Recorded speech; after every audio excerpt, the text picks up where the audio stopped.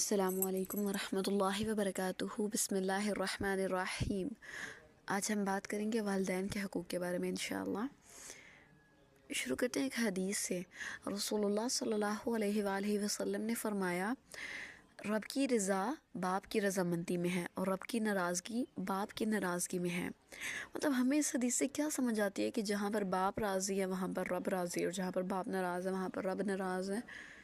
اللہ اکبر کبیرہ۔ مطلب ایک باپ کو اللہ تعالیٰ نے اتنا ہائی سٹینڈرڈ دیا ہے کہ مطلب اگر میں نے کوئی کام کیا ہے، میرے بابا نے مجھ سے کچھ کہا ہے، میں نے وہ کر دیا اور وہ خوش ہو گئے ہیں، تو میں نے اپنے باپ کو راضی کر دیا ہے تو اللہ تعالیٰ مجھ سے راضی ہو گیا، اور اگر میں نے اپنے باپ کو ناراض کیا ہے تو اللہ سبحانہ وتعالیٰ مجھ سے ناراض ہو گئے ہیں۔ اب اس چیز کی بھی ڈیپتھ کو سمجھنے کے لیے ہم سورہ بنی اسرائیل کی ایک آیت کو دیکھتے ہیں۔ وَقَضَىٰ رَبُّكَ أَلَّا تَعْبُدُوا إِلَّا إِيَّاهُ وَبِالْوَالِدَيْنِ إِحْسَانًا۔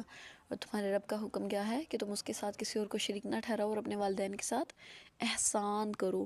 کتنی جگہوں پر قرآن میں آیا ہے کہ والدین کے ساتھ احسان کا معاملہ کرو۔ احسان پتہ ہے نا آپ کو کیا ہوتا ہے؟ احسان ہوتا ہے کہ اگلا بندہ اگر ڈیزرو نہیں بھی کرتا تو بھی اس کو وہ دیں، مطلب ضرورت نہیں ہے اس چیز کی تو بھی آپ دیں اس کو۔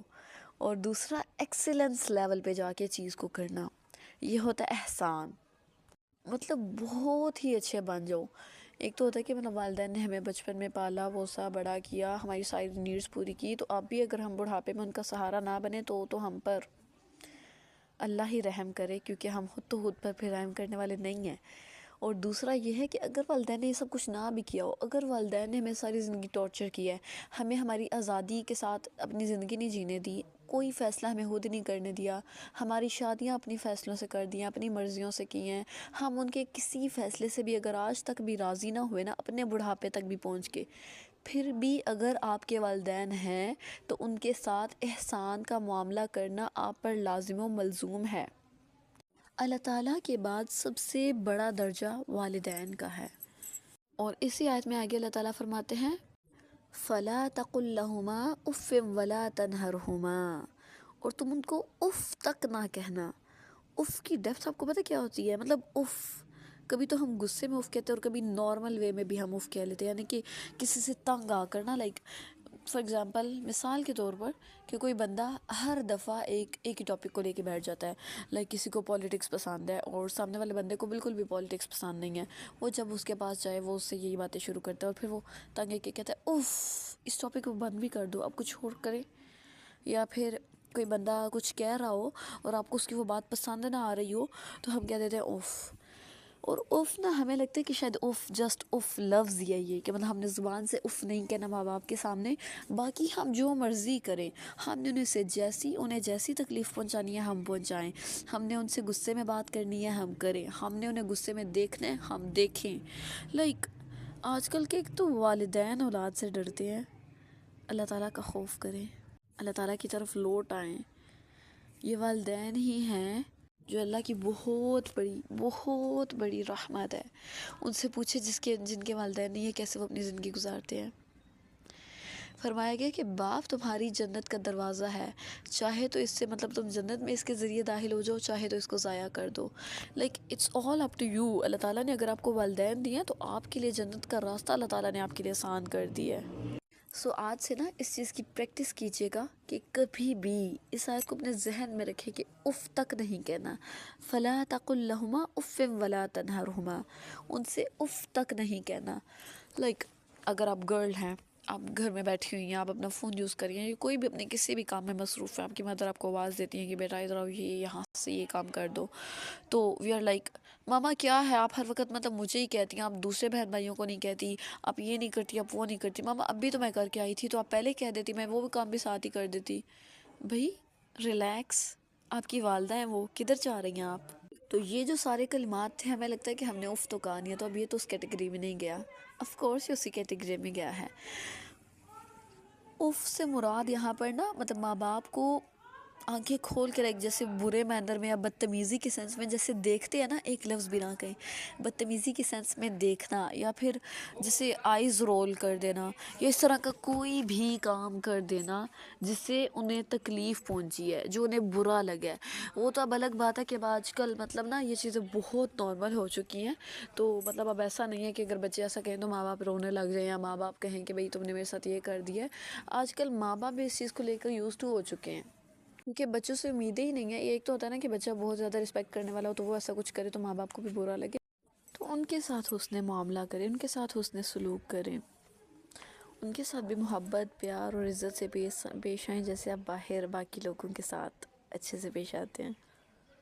آپ صلی اللہ علیہ وآلہ وسلم نے فرمایا کہ ماں باپ کی نافرمانی کبیرہ گناہوں میں سے گناہ ہے، اور آپ صلی اللہ علیہ وآلہ وسلم نے فرمایا ماں باپ کو گالی دینا کبیرہ گناہ ہے۔ صحابہ عرض کرتے ہیں یا رسول اللہ صلی اللہ علیہ وسلم، کیا کوئی ایسا بھی ہے جو ماں باپ کو گالی دیتا ہو؟ فرمایا ہاں، یہ ایسے کہ کوئی کسی کے ماں باپ کو گالی دے اور پھر وہ اگلا شخص جواباً اس کے ماں باپ کو گالی دے، تو یہ ایسے ہی ہے کہ جیسے مطلب انسان اپنے ماں باپ کو گالی دے رہا ہے۔ اور آج کل کیسے کھلے عام لوگ ایک دوسرے کی ماں بہن کو گالیاں دے رہے ہوتے ہیں۔ اللہ تعالی ہم سب کو ہدایت دے۔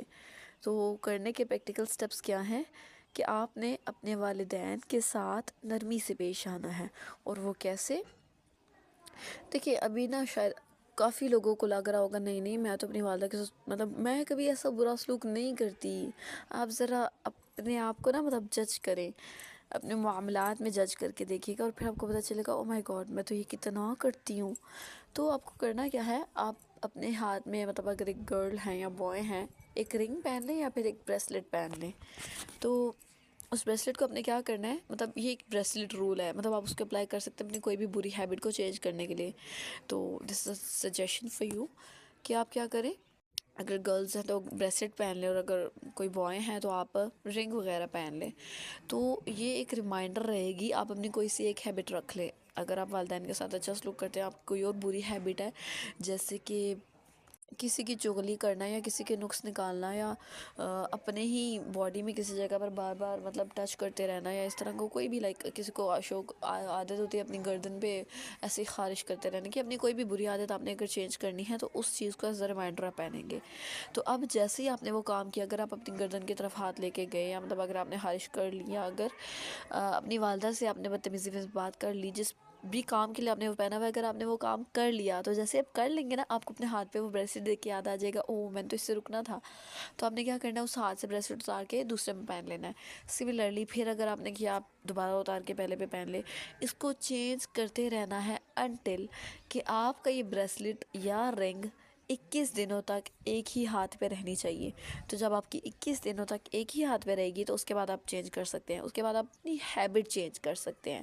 صلی اللہ علیہ وآلہ وسلم نے فرمایا خاک آلود ہو اس شخص کی ناک جس کے سامنے میرا ذکر کیا جائے اور وہ مجھ پر درود نہ پڑے۔ دوسرا شخص وہ جس کے پاس رمضان آ کر چلا جائے اور وہ اپنی بخشش نہ کروا سکے، اور تیسرا وہ جس کے ماں باپ میں سے، جس کے والدین میں سے کوئی ایک بڑھاپے کو پہنچے اور وہ اس کے ذریعے سے اپنا جنت میں داخلہ نہ کروا سکے۔